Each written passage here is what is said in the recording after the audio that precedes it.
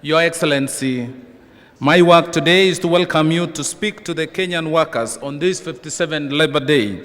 However, before I invite you, sir, allow me to make a few remarks. Let me start by welcoming all Kenyan workers and employers to these 57th Labor Day celebrations. This is an important day for workers all over the world because of the significant role human resources play in socio-economic development of our nation. Without the contribution of human resource, no matter how much money, material, and machinery one has, they cannot produce enough.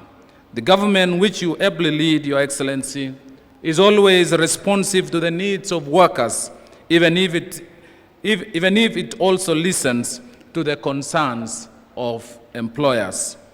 Let me also take this time to express condolences on behalf of the Ministry of Labor, all the Kenyan workers of our great republic, on my own behalf to the family of our departed former President, Mwai Kibaki, whom we laid to rest in eternal glory yesterday. May God continue to strengthen the family during this difficult moment. Your Excellency, the Ministry of Labor occupies a very important part of our national development because of our mission to promote decent work, skills development, and sustainable job creation. In the fulfillment of our mission, the Ministry of Labor, through various departments and sagas, endeavors to inculcate a safety and health culture in workplaces, promote harmonious labor relations, social dialogue, and fair labor practices, and also provide policy guidance on national human resource planning, development, and utilization. The ministry promotes productivity and enhances national competitiveness. We also ensure there is adequate supply of relevant skills to the industry through industrial training, and also develop and implement reviews of labor market policies, legislation, programs for employment and sustainable job creation. Your Excellency, the workers of Kenya have been at the forefront in the implementation of your Big Four agenda, which was interfered by the emergence of global COVID pandemic. In spite of this, Your Excellency, you demonstrated leadership. As a result of Kenyan workers and employers were protected and many lives were saved. Your Excellency, you remember of the programs that you laid down, the reduction of pay as you earn, the reduction of VAT, and payment of a stipend to those who may have lost jobs. All this, Your Excellency, went a long way in protecting Kenyan people and workers. Your Excellency, allow me to thank those Kenyans and international partners who partnered with the Ministry of Labor to lessen the effect of COVID-19 pandemic on workers who had lost their livelihood. In particular, I wish to single out the World Food Programme, the European Union, and the Give Direct, who value the support of these partners who extended to Kenyan workers during the height of the pandemic.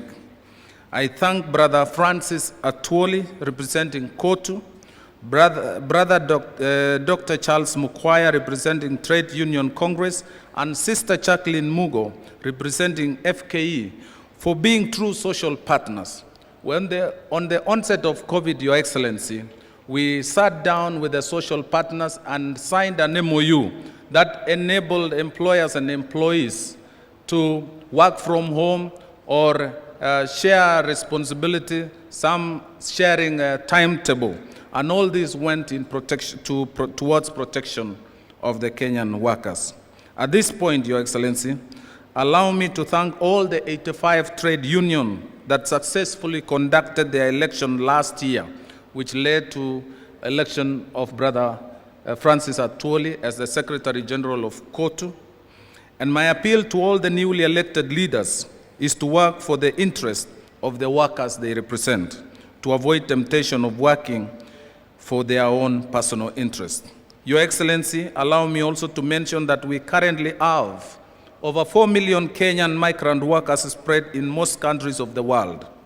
As we celebrate this Labor Day, We recognize them for the immense contribution which they make to our country, not only through diaspora remittances, but also through technology and skills transfer, and also for being the most valued ambassadors of our country.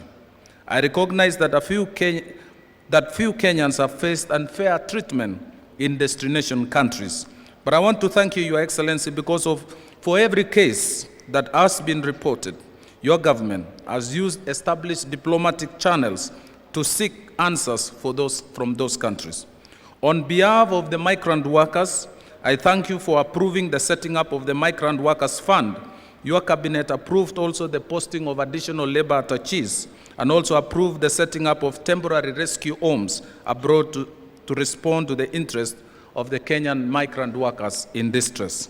As I conclude, Your Excellency, I wish to appreciate International Organization of Migration and International Labour Organization, who are working closely with the Ministry of Labour on issues of ethical recruitment by private employment agencies and setting up of the Migrant Workers Fund and the Unemployment Insurance Scheme. Your Excellency, I wish to personally thank you for allowing us to work together with our colleagues in other countries to campaign for the first African ILO Director General from Africa. We did caucus through regional forums like the EAC, Council of Ministers, the IGAD, and ARLAC.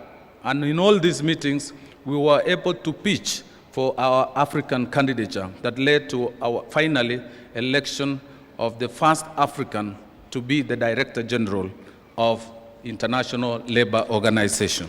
I thank you, Your Excellency. Your Excellency, finally, allow me to thank the workers because I know they will, during this campaign electioneering period, they will maintain peace after voting in the coming general election. We have just started recovering from adverse effects of COVID-19, and dear workers, and let us not do anything which may compromise our work environment as we head to the next general election.